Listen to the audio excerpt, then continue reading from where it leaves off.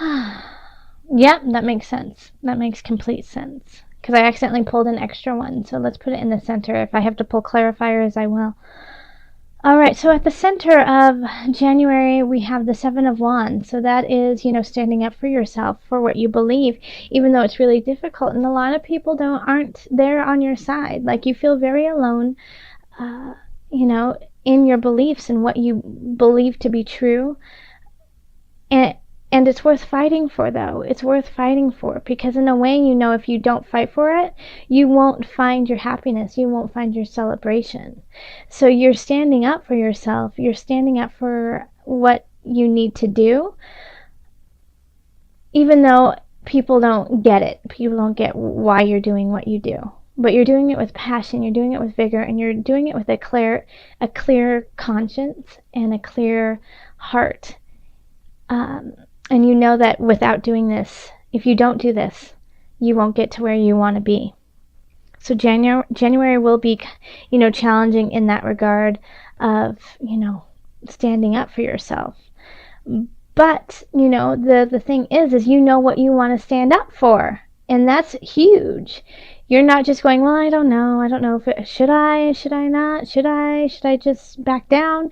You are very clear, and you're like, no, this is worth it to me, and this is important, and I'm going to fight for it, because this is my joy, and this will be my future joy, and I'm not going to let anyone take it away. So that's really powerful.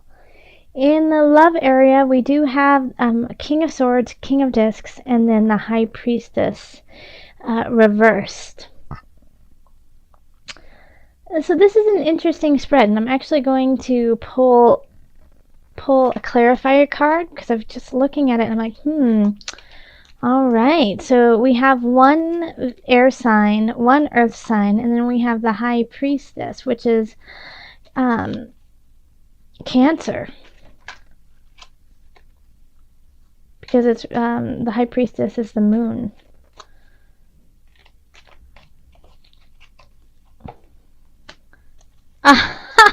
Isn't that wild? Okay, so then the moon comes up. The moon is actually ruled by Pisces, but that's I love it when that happens. Okay, so I do feel like this High Priestess is definitely a Cancer. Okay, so this is kind of a love triangle here. So Leo, you might be really vibing with somebody, enjoying someone's presence, but and you're not necessarily with them. You're not dating them, you're not married to them, you don't have a relationship with them, but you want one, because they can just pull out these emotions of yours. And it's kind of confusing to you, because it's one moment you feel really connected, and then the next moment you're kind of like stepping back going, hey, what just happened? How did I end up here? Where am I? But this is a feeling of, people wanting to get to this High Priestess, that, she or he is the center, and you want to know more about them. You're intrigued by them and drawn to them, but so are other people, and there's somebody else who's also intrigued, and so it's going to be kind of like this love triangle, in a way of like, who's going to get to the High Priestess. Now the High Priestess is in reverse, so I think she's kind of she or he is not aware that you're interested, or the other person's interested. She's kind of working through her own stuff, and she's also kind of going into this emotional web of life, the tides going in and out. But she and that's taking a lot of her time. I keep saying she, and the only reason why is because it's a High Priestess, but it can be a male. And so she just is in like a complete different world than the swords and the disc. And I'm drawn, Taurus. I mean, actually, Taurus, I'm sorry, I was thinking of Aries for a minute, but this is a Taurus reading. And the Taurus, this is you, King of Discs. That is absolutely you. That's an earth sign. So, I think there's somebody who is out there, the King of Swords, who is air signs, so that's Libra, let me see who, Aquarius, Gemini, and so you're going to have to, step up your game because somebody else is interested. And you know what I get with the sense too of people who are attached, who are married, who have a very solid relationship, you're still going to be drawn to someone or something. And it doesn't necessarily have to be like this, oh, love of my life, I must be with them and divorce who I'm with. It's just you're intrigued, and they're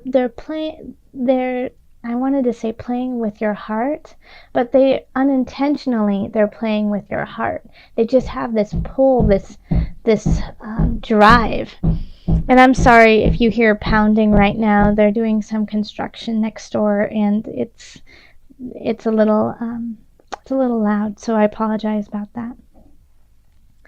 All right, so then we have the Emperor, and that's love. Now let's move on to career. We have the Emperor, Two of Discs, and the Knight of Wands.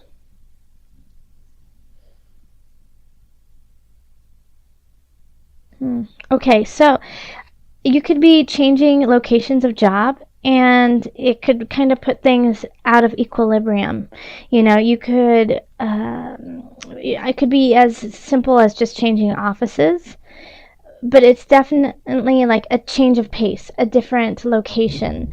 Like your surrounding, your environment will be somewhat different right now. And it'll be a quick change. It'll be kind of out of the blue, and you're just going to have to flow with it, and it could be that you're not excited about it at all. You get the message that you have to do this, and you're just not. That wasn't the plan for January, This is the Knight of Wands reversed, and then we have the Emperor and Two of Pentacles. And it could also be a little expensive. It could be something that you didn't plan for in the finances, and it kind of throws things for a loop when it comes to like your budget at work. But in the long run, the Emperor is doing things for the embetterment of his kingdom. So this is something that needs to happen to make the kingdom better, to make your space better, to make your job better. So even if it's annoying right now and it's cumbersome and you don't want to do it, this change, this shift will make it better in the long run. In finances, we have the Page of Swords, Two of Swords reversed, and then the Unconscious reversed. Something is going on financially that you are unaware of. So if you do stocks and stuff like that, I would check them and make sure everything is afloat. Because there's something that you don't know about that is really affecting financially. And you need to know about it. And because it's going to take you a while to decide how to react to it and what to do.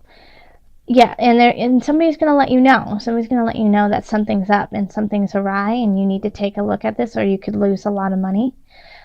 But it's going to take you a while to decide how to react to it, because it feels like it's pulling you away from your heart space. It's pulling you away from your gooey center. So financially, and we have a lot of swords here. We have two swords, and then we have a major arcana. So this is kind of faded. This is big energy. You don't really have a choice of it happening. It will happen, and the only thing that you have the choice about is how to react to it. But I would say you need to decide. Even if you feel, I wouldn't decide at the beginning of January. I'd wait until the end of January, since we have Mercury retrograde. Yeah, but you can't stay in this like dreamy kind of state, this like place where there are no boundaries, and you're like, oh, it'll work out on its own. Taurus, first, I can't even imagine you saying that coming out of your mouth. But in a way, I feel like that is how you're protecting yourself from actually having to do anything with it. It's just being like, what will be, will be. And so then you're kind of allowing yourself to get off the hook in a way. But you are going to have to do your bull Taurus, make a decision, even if you feel paralyzed with fear over it, because that's what will happen. You will manifest that the more negative if you just do nothing. So make sure that you do something by the end of January over this financial situation. I think it's going to be definitely more mental. It's going to be like you heard something from somebody about a situation, and so now you have to deal with it literally mentally. You have to like use your mind to come up with a decision. You can't just like click something on the computer, send some money, and that's it. You have to actually strategize about how to solve this problem. And then in health, we have transformation reversed, Wheel of Fortune upright, and then the Empress reversed. So you need to change something up in your body, in your health regime. It's just not working anymore. You know, it's really flows with some of the things that are going on. Because we have the Wheel of Fortune, which is a positive card no matter what in my readings. It's expansion. It's, taking the good and going forth, with it and making it bigger. However, the Wheel of Fortune can also be taking negative aspects and expanding them too. But the wheel always turns. So that's the beauty, is that even if you are in like this space where it doesn't feel healthy, it doesn't feel good, the wheel will change. The wheel will always change, and it's up to you to change it in your favor. But you definitely need to shift up your regime. Like, what you're doing is not working anymore. So if you're like always running 2 miles and then you lift weights for 10 minutes and then you drink your smoothie, which is great, it's awesome, but your body is now used to it and it's not doing anything for it. If you always meditate, in the morning, and then you have orange juice, and then you do a little bit of yoga, it's all of those things are fabulous things to do, but you're making it monotonous, and so you're not gaining any extra thing from it because you're just doing it off of muscle memory. So I would suggest shifting it up a little bit, doing something new, surprising your body, surprising your muscles, surprising them in a way that, so they don't expect it. Like, you're like, all of a sudden, instead of doing yoga, you go do like, Tai Chi, or, take a dance class, or do a hardcore cardio something or rather. Just change it up. It's time to shift it, because things are getting really stagnant, and it's turning into like your body is just rejecting what you're doing now, and your mind is, and your spirit is. They're like, we do this all the time. We're strong enough at that level. You need to push us. So push yourself, Taurus. Okay. Onward.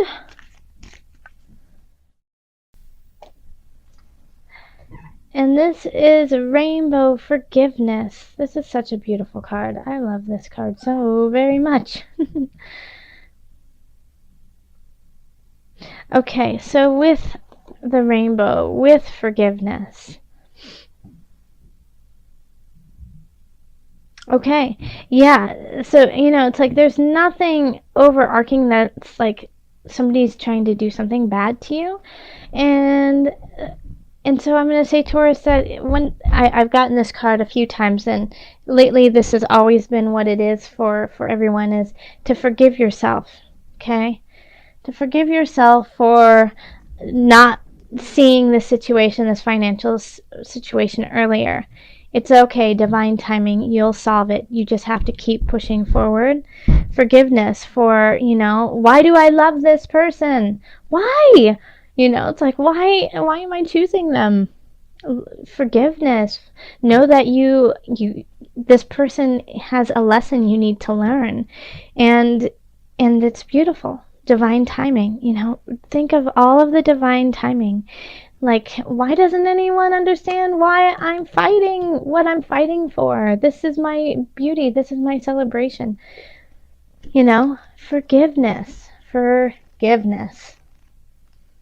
So let's pull up the book and just see what the authors have to say about rainbow. And I'm just going to read a little bit of it.